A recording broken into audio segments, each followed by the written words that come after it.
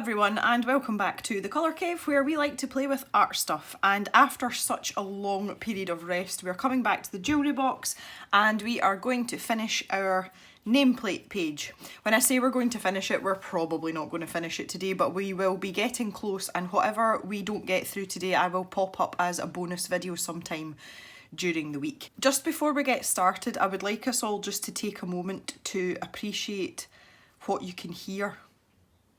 Or should I say what you can't hear? And that is because I have a new laptop. If you watch any of the videos previous to this, you will hear a sort of whining noise that's constantly in the background, and that was the fan of my old laptop. I had been put in touch with an awesome dude called Richard who sorted me out with a new laptop.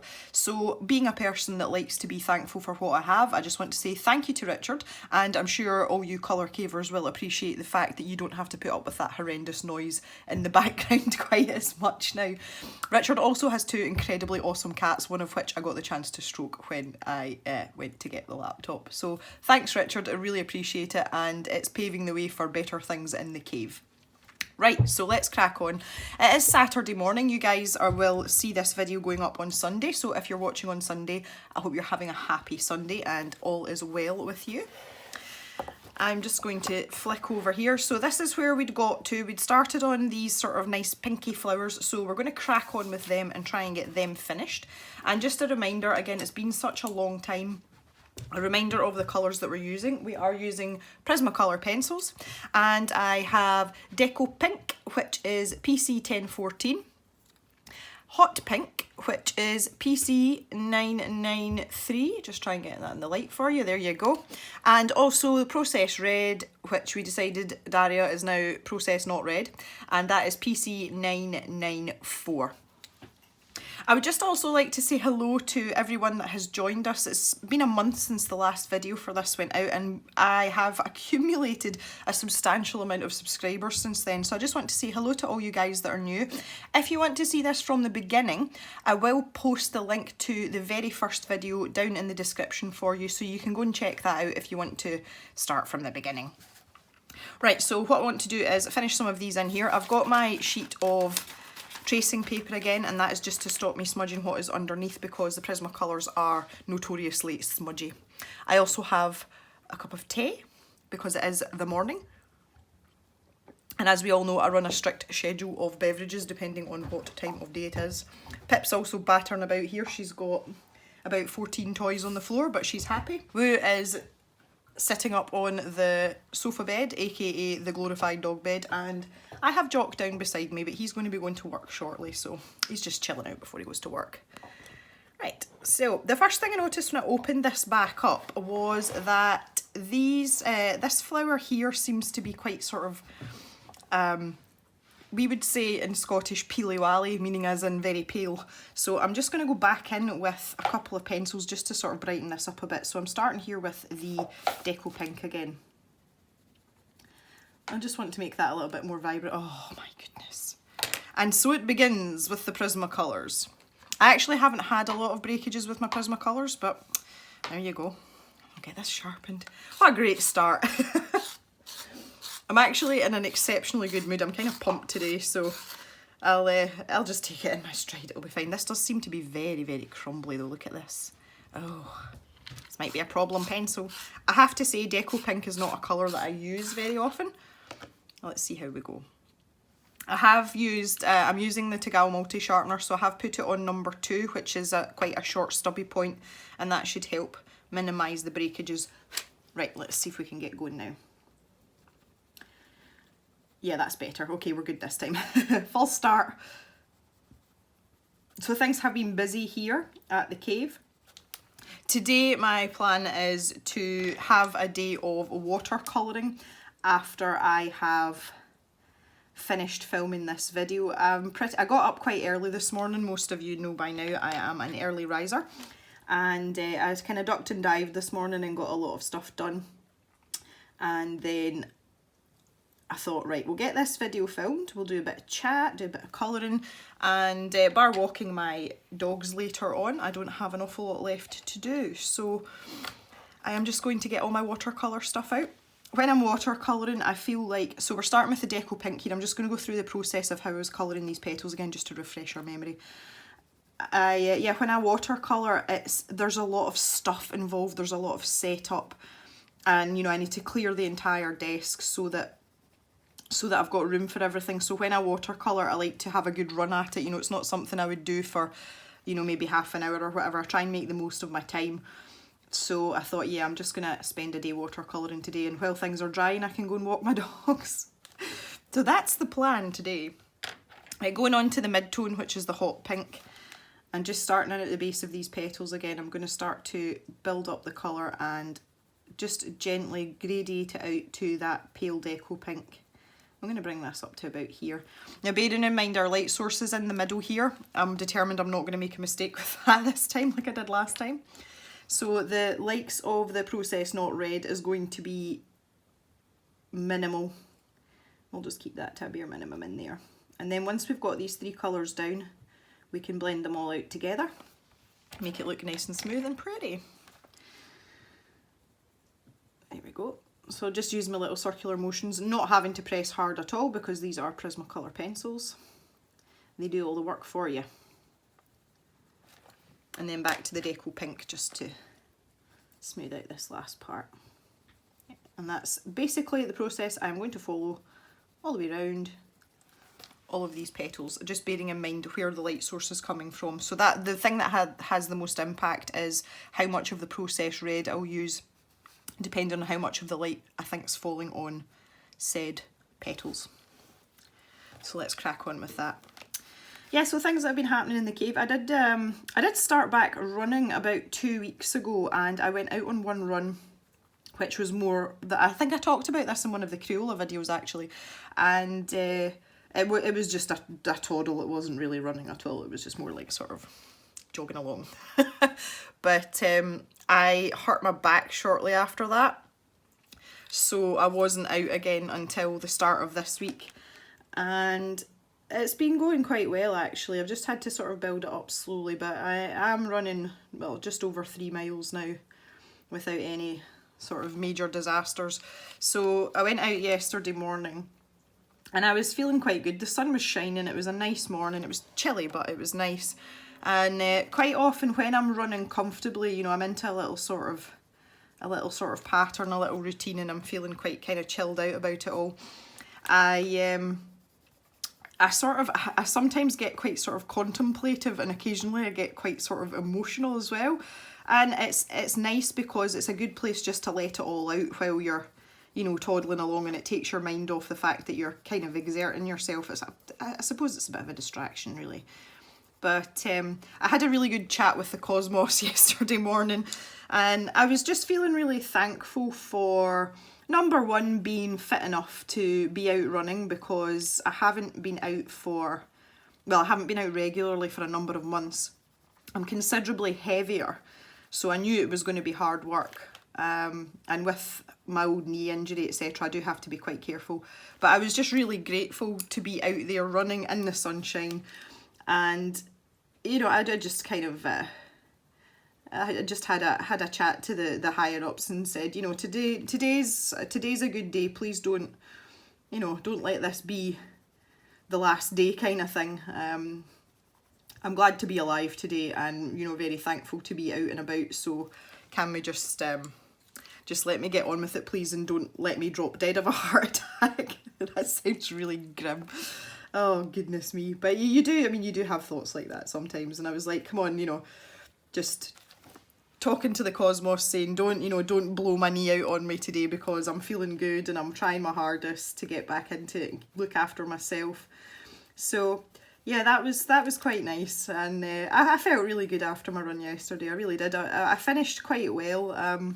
The last part, when I head back home, I kind of do like an out and back loop around the farm, and I have this horrible hill that I have to run up, and it's about half a mile from home.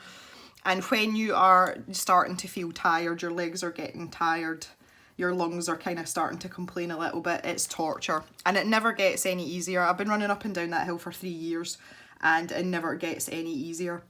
But once you're up over that, it is the last like half mile is more or less all downhill. So it's just psychologically getting yourself past that point. So once I got to that point, I was actually feeling quite good. I recovered from the incline quite quickly, and I was reasonably upright as well. I wasn't too much of a sweaty mess. So it was just really, really enjoyable, and it's an absolute definite mood lifter. And I do say it quite a lot. If you find some form of exercise that you really enjoy, whether it's walking or yoga or, you know, kettlebells or spin classes, anything, if you enjoy it, it is really, really good for your mental health. And yeah, that set me up really well yesterday. I had such a busy day yesterday with work, and there's lambs everywhere. They're just everywhere. And that just really put me in the mindset to kind of get going and think, right, you know, we're going to do this today. We're going to smash it today. So that was yesterday. But yeah, I'm just glad to be back out running. I do enjoy it. So I'm going to be going out again tomorrow morning. Look at this little diddy one down here. What are we going to do with this? I'm going to try and squeeze everything in. I'm just going to put this deco pink down over all of these, seeing as they're so small. So small. So the other thing that's happened, I've had some car trouble, and my car is still in the garage, so I have been vehicleless all week, which is not really a huge problem because I work from home most of the time. It's not a big deal, it's just kind of inconvenient. So I've been stuck without a car, but our little Jack Russell Woo, or Tilly, her name's actually Tilly but we call her Woo, she has turned 14, and she has arthritis in both of her back hips and one of her shoulders. But up until now it's been really manageable and she's been coping really well with it. But this last week or so she's really stiffened up on her back legs, and it was to the point where when we were out walking the other day, I had all 3 dogs. I had the 2 collies and her, and she was actually holding her leg up and she was hopping along on her back legs. So we really need to get her to the vet and start her on some sort of medication or even herbal remedy that might help alleviate her symptoms a little bit, because she's not coping too well with it now. I mean, we knew the time would come. I mean, she's old, so we need to get that sorted out. But she's just been on short walks. I've been taking her out on her own to walk so that she's not getting harassed by the bigger dogs, you know, she's not getting pushed along, but also so that the bigger dogs aren't having to hang about and wait for her, because the collies need to expend energy, and to do that they need to go fast. So it's just better. It takes a little bit more time out my day, but that doesn't matter because it's what she needs. She's an old girl now, we need to look after her. But aside from that, I mean, she still wants to go out. It's not like she doesn't want to go out or anything like that. She's desperate. But I think she's realising now that she has limitations, and that she can't run about in the field after the tennis ball, which is what we normally do. And she can't go flat out all the time because she's just, her little bones are getting too old for it. So we'll see how that goes. And it is a bit of trial and error. What works for one might not necessarily work for another, but there's several options. And one of the things that we've started giving her is cod liver oil, because that's just good for your joints anyway. It doesn't matter whether you're canine or human. So we've started her on that, and we'll see how she goes. But I think the vet did say that they might be able to give us something else as well, so we'll see. We'll see how we go. With this petal here, yeah, kind of deciding on the light source, and I'm making the darkest part in at the centre here. Now really the light could be hitting that part, but I'm kind of decided that these middle parts might be blocking some of the light. And again, there's no need to deliberate and, you know, painstakingly over stuff like this, but just, you know, be aware of it and make a decision. So that's kind of what I'm doing. Pop that in there. The not processed red's really nice. I really like it as a colour. And it goes really well with these other ones too. I had to laugh. Someone had left a comment on one of my pictures that I'd posted on one of the social media sites about being able to choose colours, and I said it really made me laugh, that comment, because I was not always good at picking colours, and I wasn't always, you know, I didn't always have an eye for it. And she likened the process of not being able to pick colours to looking like a rainbow had vomited on the page. I was like, yeah, that sounds really, really familiar actually. That really made me laugh. It's the little things. Do you know that way? I just conjured up all these images of some of my older colouring pages and I'm like, yep, totally get where you're coming from with that. I do try now, you know, I do make a conscious effort to try and plan out the colours that I'm using and keep things cohesive. And not always. If you have a really busy picture that's got a lot of different elements in it, it's not always easy to do that, and sometimes you can just let yourself go and think, I'm just going to colour everything, you know, all these different colours. And sometimes it's good to do that, and it works for you know, for busy pictures. And when I say busy pictures, I'm thinking about things like Kirby Rosanna's pages. They are very, very detailed. So to stick to a limited colour palette in one of his books, it would be very, very difficult. I mean, it can be done, it has been done, but that type of artwork really lends itself to, you know, going nuts with all your pencils. So yeah, why not? Have a bit of fun. It's fun to do that sometimes. I like it. So I'm just working my way around here. I'm not really doing anything. Not doing anything particularly technical that we haven't already discussed, so I don't feel the need to repeat myself here. Just want to get this down. I am kind of feeling with this page now, it's, you know, I'm like, it's time this was finished. I am a completionist. I don't like having lots of works in progress lying about. I do like to get things done, and this has been sort of festering in the background for a couple of weeks. But I was kind of sidetracked by the whole Crayola situation. That kind of got me a little bit excited and took over for a little while. Alright, so again, same thing up here. We're just going to sort of make these ones match up to these ones. That's the plan, so we'll just get the deco pink down everywhere first. Let's just go for it, do it.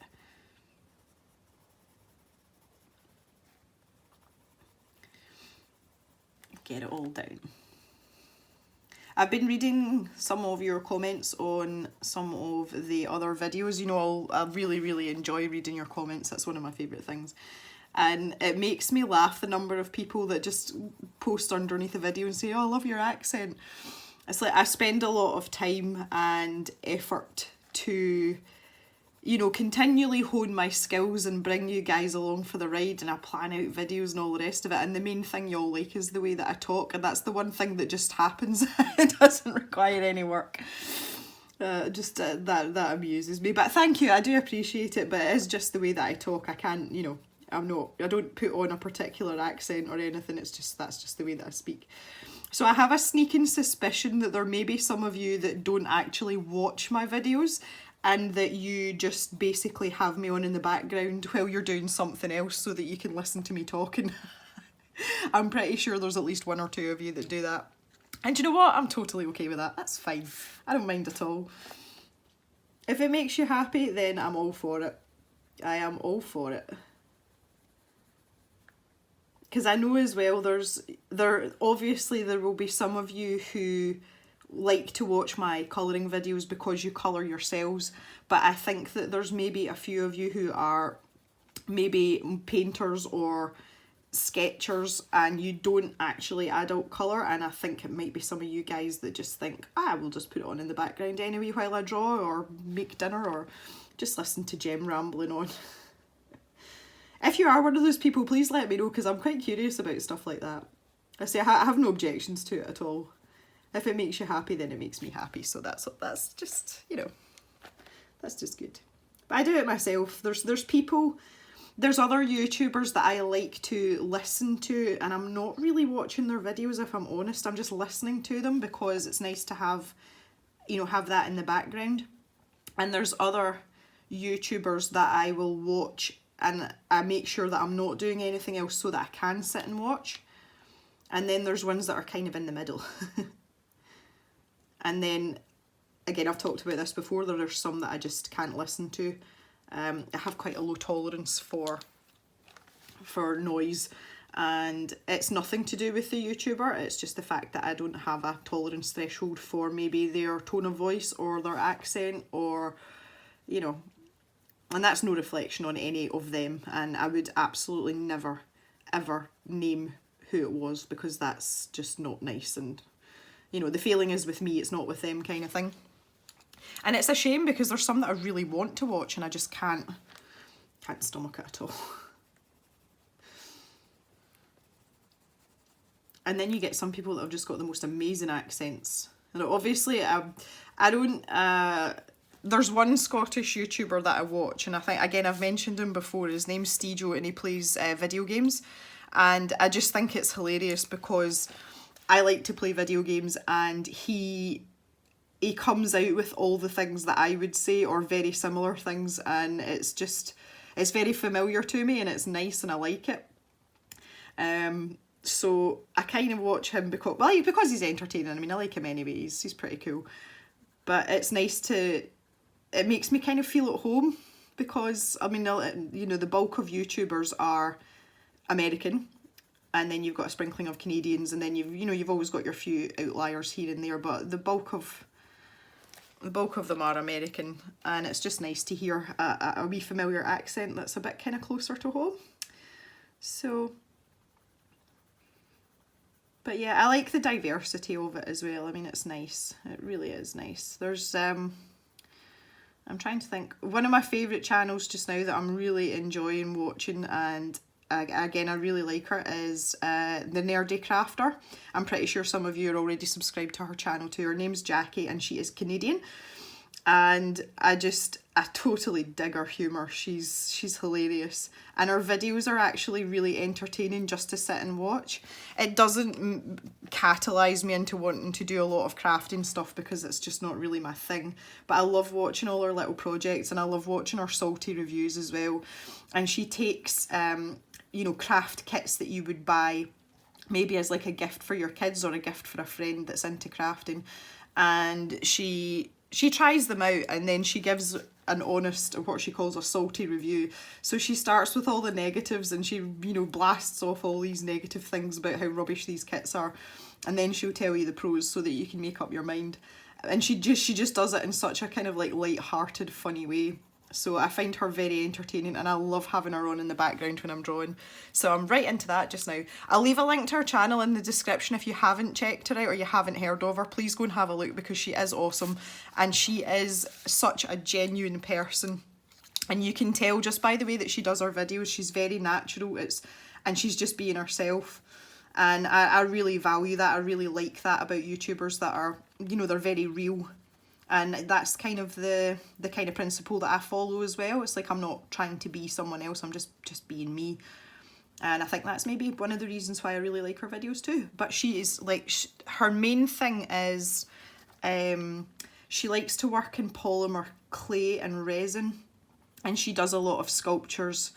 And, you know, like her YouTube viewers send her drawings or artwork, and she makes them out of polymer clay, and they're just so cool. They're so cool. She's very, very talented. So yeah, that's kind of one of my more recent fixations for YouTube.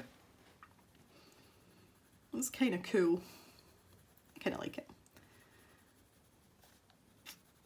I'm just loving all the love that's kicking about on YouTube just now. It's great. There's always some really nasty stuff going on, and there's always some drama somewhere, and it depends on what channels you watch and what type of channels you watch. But for the most part, the art community seems to be quite a sort of supportive community. I've certainly found it to be a supportive community, and I really haven't had any horrible comments or, you know, I've had people disagreeing with things, but that's okay. That's absolutely fine because everyone's entitled to their opinion. But I haven't actually had anybody being outright nasty to me or, you know, any of the other commenters. Okay, that's kind of the flowers done. I'm just looking here, and again, this one looks really washed out next to the adjacent one. Adjacent, that's a good word for a Saturday morning. So I think I'm just going to go back up here, and I'm going to slap in a bit more of this processed red. Get this all matched up. It's such a lush colour.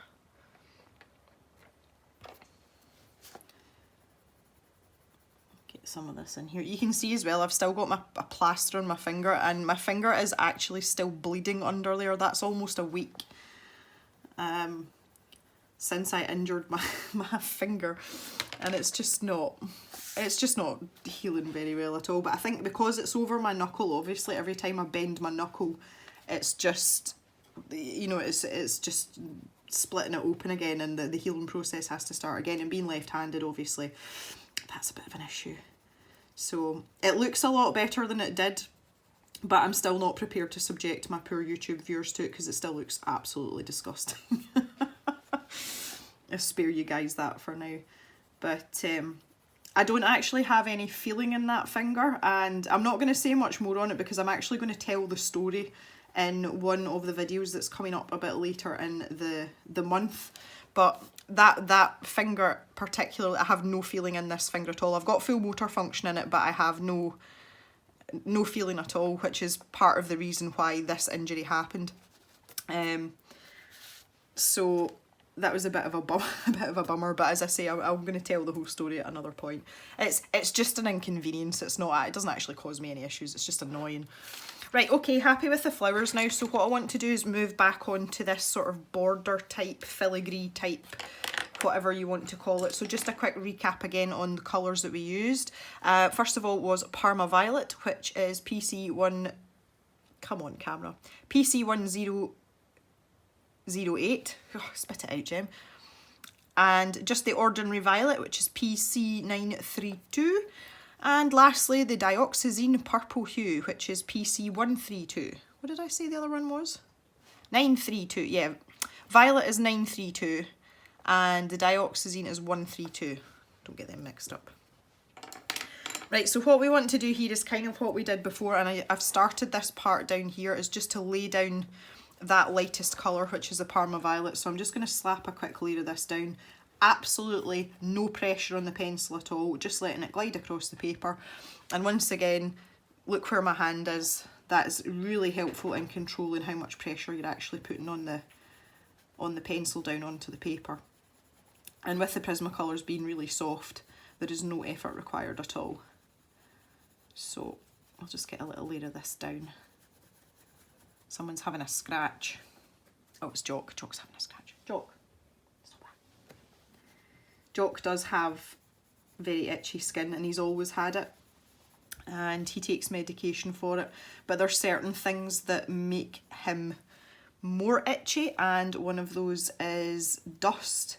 And interestingly, I dusted and hoovered in the cave last night, and he seems to be super itchy today, so I gave him an extra tablet this morning, so hopefully it'll calm down. He's coming because I've said his name, he's come over, he's come for a pet. Hello, son. Okay, that's him had a pet now, he feels better. Right, so our light source is coming from sort of this direction. So what we want to do is map out where we want our darkest colour, which is the Dioxazine. So it's going to be round the back here. Again, this is just the same method as I always do. I like to figure out where my colour placement's going to be, just so that I don't really make any mistakes. So I think the darkest part is going to be around here. And I'm just working a section at a time. When I'm doing stuff like this, I do find it easier just to work in one little ducat at a time. And it just makes it less complicated, and you know, you can wrap your head around it a bit better. So I'm in with the mid-tone now. And I'm making sure I leave this edge, because that's going to be the palest colour where the light's hitting it. But I just jump between them. Once I've figured out where everything's going to go, I'll just jump between them and build the layers of colour up. So I'm going to go back with the Parma Violet now. And I'm just going to start darkening that down a little bit. Even though this is the lightest colour, you guys know what I mean. I know you know what I mean.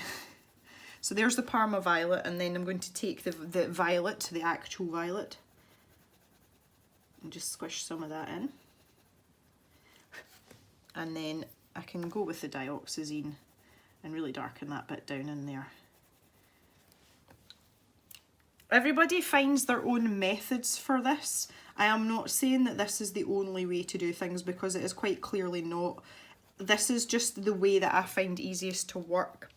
And I find that planning out those colours just by, you know, putting that singular light layer down and then working from there. That is just what works best for me. You will all, for the less experienced colorists, you will all find your method and your way that suits you. And the best way to do that is just to watch as many different people as possible and try different things for yourself and see how, you know, see how you go with it and see how you get on. And you will develop your own sort of system if you like. I've certainly found that over the years. So up here and under here, I'm going to make this a bit darker under here. So I'm using that violet and then I'm going to kind of join it up with this little bit here.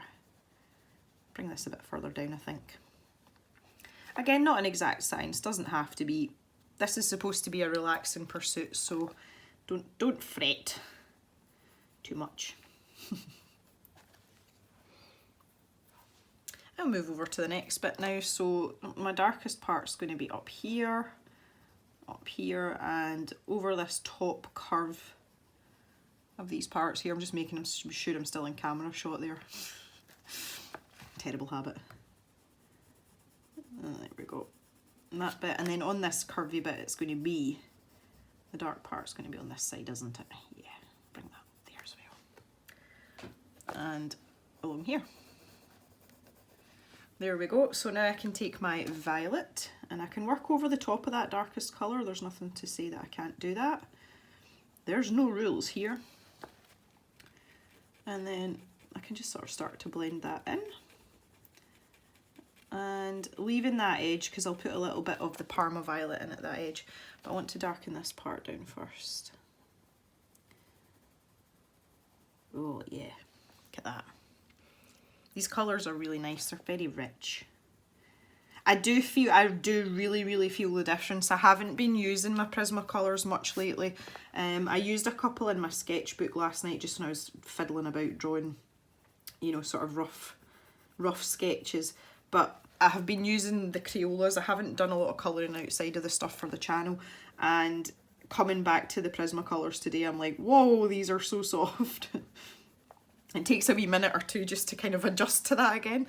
I have to say though, and I know that some people have had a similar experience, I went from working with Crayolas and the first set of you know, sort of more artist grade pencils for me were the Prismacolors, and when I first got them, I got the set, I got them as a gift. I think it might have even been Mama Jem that bought me them. Anyway, not that that matters. And I actually hated them. I really didn't like them, and it was just because there was such a difference between, you know, going from a Crayola pencil, which is really hard and not that pigmented, to all of a sudden this really rich, buttery, squishy pencil that breaks all the time. I was like, what have I done? Why, you know, I want to go back to my Crayolas. And for a while I did use them in tandem. Parma Violet again here, just going to do my lighter areas now. And it took me, I think it was probably a couple of months to actually get used to using them, because they were so different. And now they're not my favourite pencils, but I like them very much. And I know what they're capable of. And I know, you know, the best times to use them, what kind of paper to use them on. And I just think they're fabulous pencils. And aside from the breakage, which to be fair, I mean, you're going to have to expect a little bit of because it is such a soft core pencil. But that aside, they're great pencils, and the colour range that you've got with them is really good. I really like them. It's just a shame that, particularly in the UK, we have to pay such a lot of money for them. Right, I'm just going to go over this section with a really light layer of the Parma Violet now. Just going to build this up a bit. It's just a little bit washed out. It's not bad though. Right, let's have a wee look. Yeah, that looks pretty good. Right, what I'm going to do now is I am going to carry on. I've got this wee part here to do, and I've got this one here to do. So I'm just going to speed this part up, and I will catch up with you guys in just a little minute.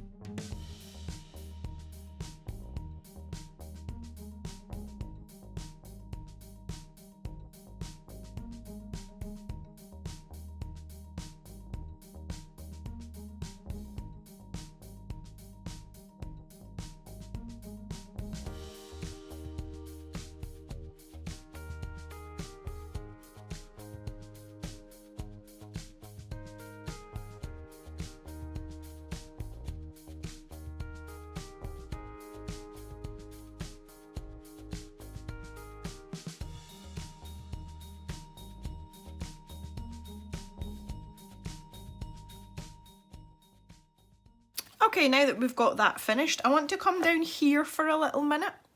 Down to this little down to this little gemstone. I'll just move this about a bit so that we can see what we're doing. Yeah, so what I want to do here is I want to incorporate some of the peacock colours just into this sort of, you know, little border around this facet.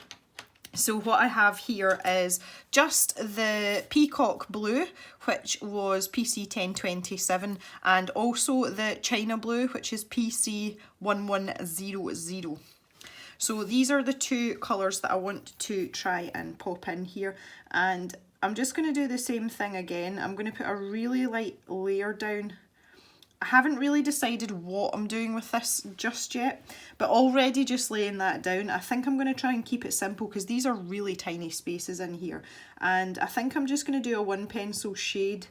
So I'm going to press really, really hard in at the left hand side of the line work there, and I'm just going to let my hand up as I get out closer to the edge, and I'm leaving a tiny, tiny white edge just on the outside of that, and I'm going to do that all the way around, and I think I'll use the China blue on this kind of like inside ring here.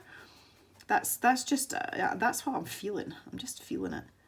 This is one of the really lovely things about colouring as well. You can fly by the seat of your pants. Again, most of you will know by now that if you've been hanging around here for a while that I am generally not a pantser, which is an official term for writers, by the way. You can be a pantser or a planner, and I am definitely a planner, and that seems to have spilled over into my artwork as well from writing. But I have to say I'm getting a little bit more adventurous. I'm becoming more of a pantser with my colouring. Only sometimes though, when I'm feeling, you know, when I'm feeling saucy. So yeah, today's one of those days. Let's see, I'm just feeling really good today. I'm feeling quite awesome today, even though my plaster on my finger's bugging me. But that's okay, we'll live. Right, let's try this with the China blue. These spaces are so tiny in here. I don't even know if you're going to be able to differentiate between the peacock blue and the China blue. You have to look really closely. These are fiddly little spaces. I'm very much in the school of thought that when it comes to, you know, these tight little spaces, I'm not really one for fussing about. I do like subtle details, but there comes a point where you just have to give it up. And I think when you get down to this sort of size, then you're kind of there, you know. Absolute hats off to anyone that tries to put like a 2 pencil gradient or anything in here. Like, you have my utmost respect, but really, I mean, you know, come on. Like, let's not be silly about this. Right, that's good enough for me. Right, okay, what I want to do is I want to start on the black paint. Now, I know some of you are going to have an absolute hissy fit with this.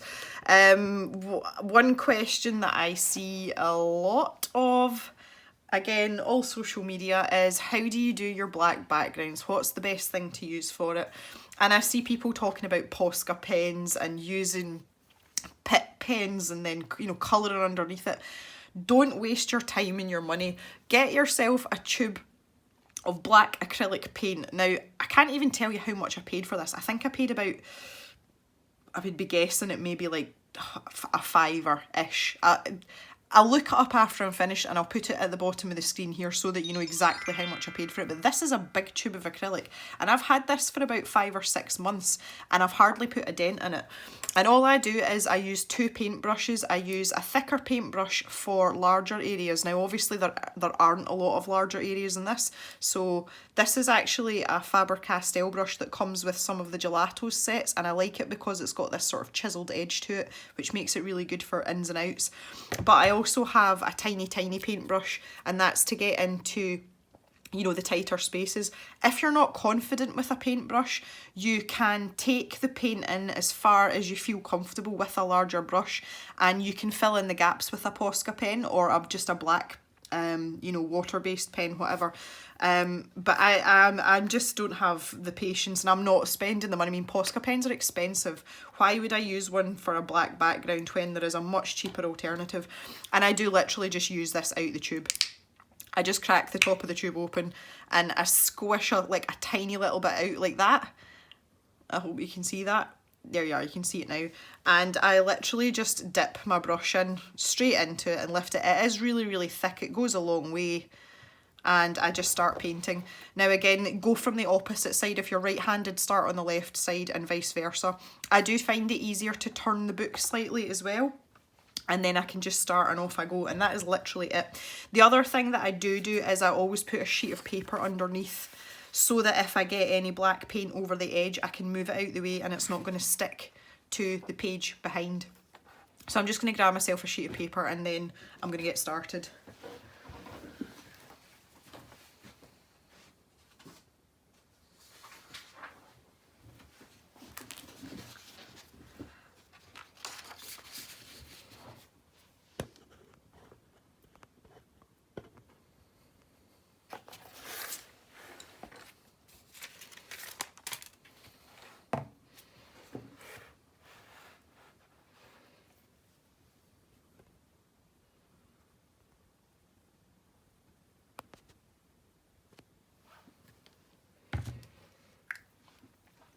Okay, so I'm starting down in this bottom right hand corner. I'm just going to give you a demonstration of how I do this, and then I will finish it off camera because it's incredibly tedious and even I don't have that much chat. So what I do is I go around the edge of the paper first and I just sort of start to smooth it out, and I'm being very careful not to move the sheet of paper that's behind, you know, that I've tucked in behind.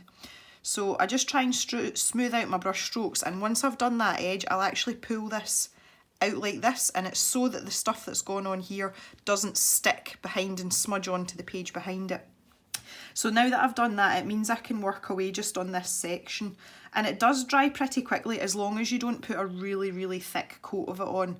It does dry fairly quickly, and then you can just start to work away at all your, you know, your little spots and edges. Now I'll take this reasonably far in, as far as I feel comfortable with. And this is something as well, it takes practice. If you're going to try this and you haven't done it before, I would suggest trying it on a, you know, not on a whole page, maybe just like a section of a page until you get the hang of it and you feel a little bit more confident and comfortable enough with the fact that you're smooshing black paint near all your beautiful coloured pencil that you've spent forever on. So there, I'm just going to do that entire edge along there, and then I can pull the paper away. And then I can take my little diddy paintbrush. Now the good thing about using acrylic is you're not going to get any more opaque. This is as opaque as it gets. So you're, as long as you have paid attention to where you're laying down your paint, then you are going to have this lovely, smooth, really dark background. And see, when you're using colours like we've used here, it is just, they pop out something crazy. They really do.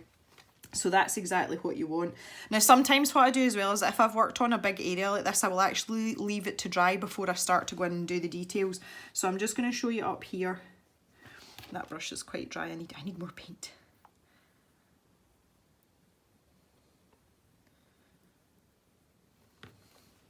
And then just kind of the way you would with a fine liner, and just work my way around. Now this is going to be quite fiddly because there, you know, there's all these little gaps in between the feathers and everything.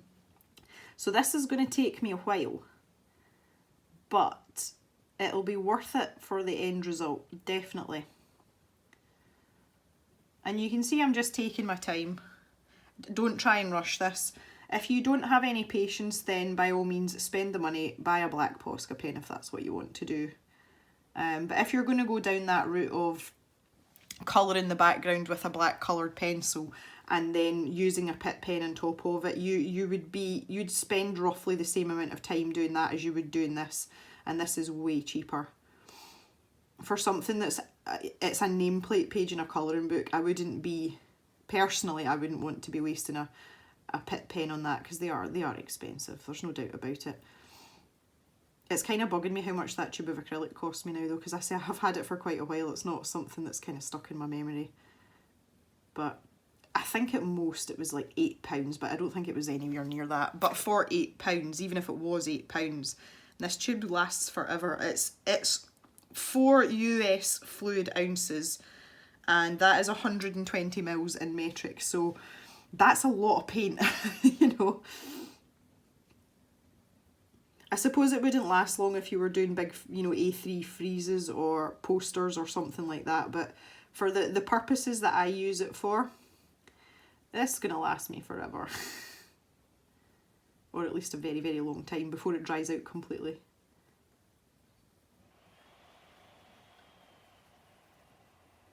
It's nice as well, because it does dry quickly, you can see very easily if you've missed any spots. You know, just because of the contrast between the black and the white, and you just have to pop a little splodge over it, and that's it. There's nothing complicated about it. As I say, if you've got shaky hands or you're just not that confident, you can use a pen round those, you know, just round the very closest to the line work, and it's not that noticeable, especially if you use a sort of higher quality pen. But what I will say about that is always test your pens somewhere inconspicuous first to see if they're going to bleed through or ghost onto the other side, because obviously, especially in a book like Hanna Karlzon's, you don't want to be ruining any images on the other side. That wouldn't be cool at all.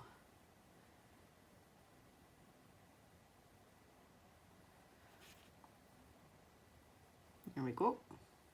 Starting to get into the nitty gritty here.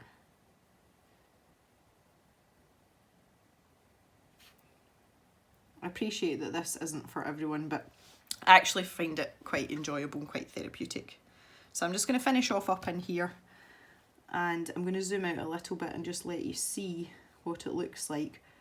Obviously, once I'm finished the entire background, I will pick up the camera again and start filming again, just to let you see the finished article.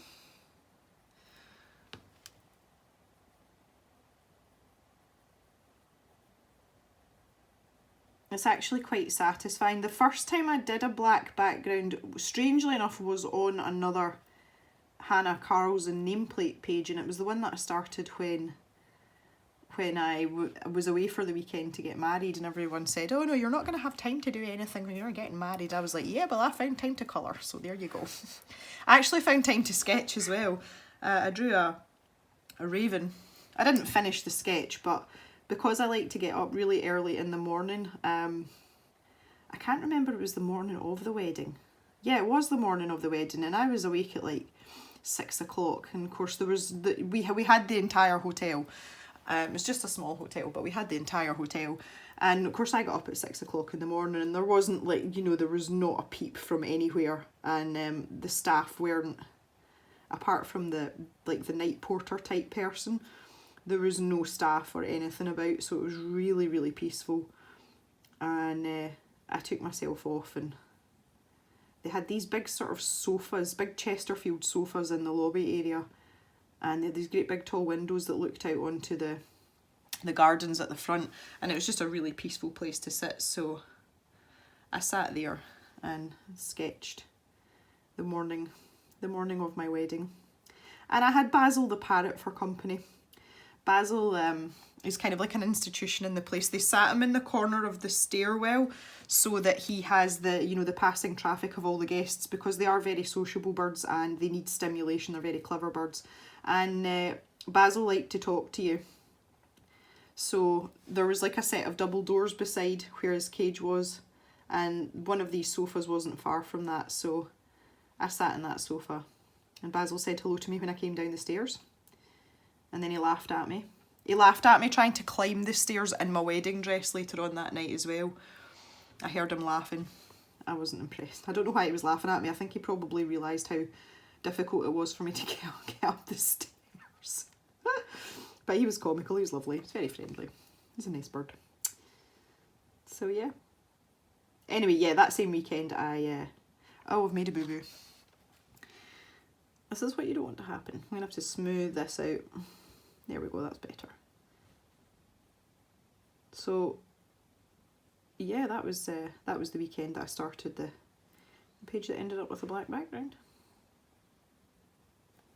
Okay, I've had to cut in a little bit there just because I had a bit of a wobble. I don't want to cut in any more than that because it's going to start to look very lopsided, because obviously this is a very symmetrical picture, so, but that's okay.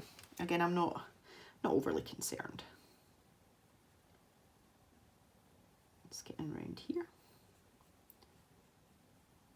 There's something very peaceful about being the only person that's awake, you know, first thing in the morning, especially if the weather's nice. I find a sort of peace and solitude in it, and it's something that I've always enjoyed, but I've always been an early riser. If you ask Mama Jem, she'll tell you that even as a very small child, you know, as a baby, I was always awake ridiculously early for no particular reason other than that I was just awake.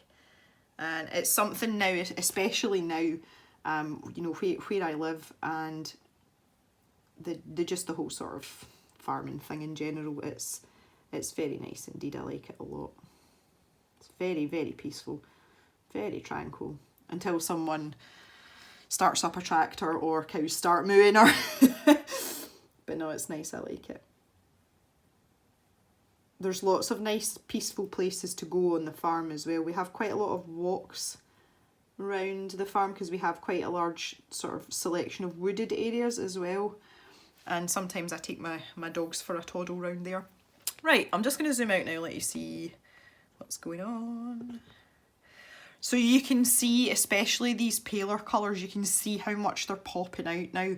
And I am basically going to go all the way around this entire picture. I am not going to touch this section in the middle. I'm going to show you how to do that separately in the bonus video that will be out during the week. So I'm just going to turn the camera off just now, and I'm going to crack on, get this done, and once it's finished and it's dried, I will come back in and show you what it looks like so that you can see the picture starting to come together. Okay guys, I'm back. It is considerably later on Saturday now. I've ended up having to go outside and help Mr. Jem. But as you can see, I have finished my painting here. I do have quite a thick area down the bottom here, and this was where I was called out and I didn't have time to smooth it out, and by the time I came back in it had dried. But you can see how much that has made these, especially the turquoise colours, really pop out, and it's turned out quite well.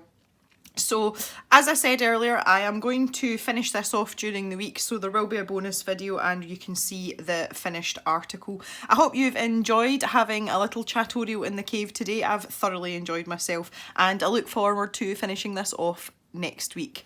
So we'll see you next time in the cave, guys. Bye for now.